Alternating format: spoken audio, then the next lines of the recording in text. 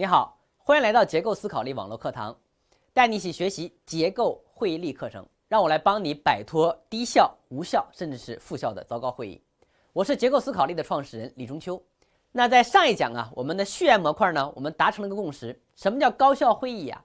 也就是说，将不同的人为了共同的利益或者寻求共同利益集合起来，交互信息以产生改变为目的的行为呢，是会议。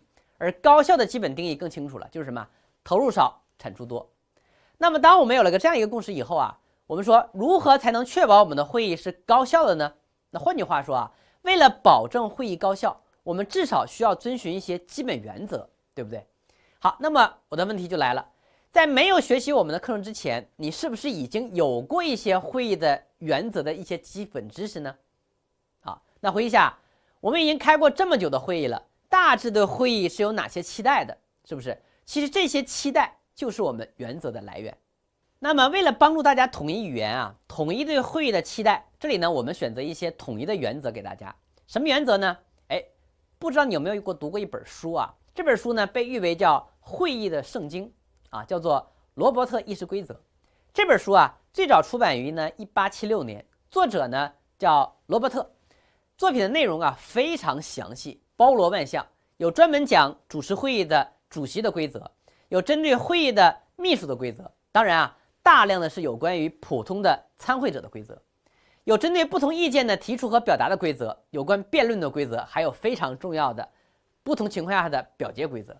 从某种意义上来讲如果我们能够非常深刻的把这本书融会贯通了，那么对于如何组织会议，你就应该能够驾轻就熟了。可是呢，很多人在看这本书的时候会有些困惑，会发现这本书里的内容太过于包罗万象，也太多了，所以看起来的时候呢，难度非常大，很难一下子把里边所有内容都记得清楚用起来。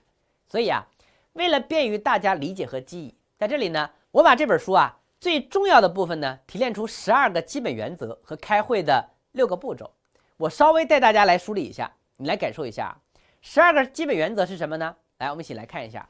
第一个呢叫做动议中心原则。动议是议事的基本单元，无动议不讨论。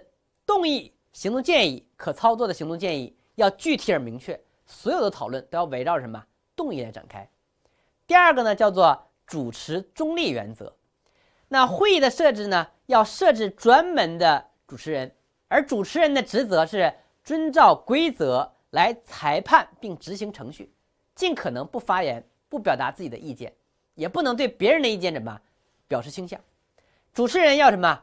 主持人如果想要发言，那必须先授权别人来成为主持人直到当前的议动表决结束以后。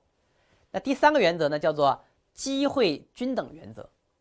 任何人发言权都必须经过主持人的同意，得到允许后呢才可以发言。比如说你要先举手的人呢要优先，同时没有对当前的动议发过言的人呢要优先于已经发过言的人。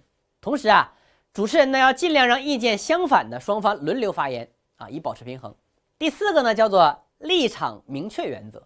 所以立场明确原则指的是什么呢？就是说发言人应该首先明确的表达当前的决议的立场是赞成还是反对，然后呢再陈述自己的理由。第5个呢叫做发言完整原则我们不能打断别人发言，当然发言超时了，主持人打断这是除外的。第6个呢，面对主持的原则。发言要面对主持人，参与者之间呢不得直接去辩论。第7个叫做限时限次原则。什么意思说每个人每次发言的时间是有限制的。比如说你约定每个人发言不得超过2分钟，每个人呢对一个议题发言的次数呢也是有限制的，比如约定不得超过2次。那第8个原则叫一事一件原则，然后也就是说什么？发言的时候不得偏离当前待决议的问题，只有一个动议处理完毕以后才能进入或讨论另外一个动议。主持人呢应该及时的来去纠正这个跑题行为。第9个原则叫做遵守裁判原则。主持人呢应该制止违反规则的行为，这类行为者呢应该接受主持人的裁判。那第10个呢叫文明表达原则。不得进行人身攻击，不得质疑他人的动机、习惯或者偏好。辩论呢就应该就事论事，以当前待决议问题为限啊。那第11个呢叫充分辩论原则，表决呢需要在充分讨论之后才可以进行。第12个呢叫多数裁决原则，遵守简单多数通过原则的动议呢，要求呢赞成方的票数要严格多于反对方的票数，平局呢算不通过，弃权者呢不计入有效票。这是我们讲的12个最基本的原则。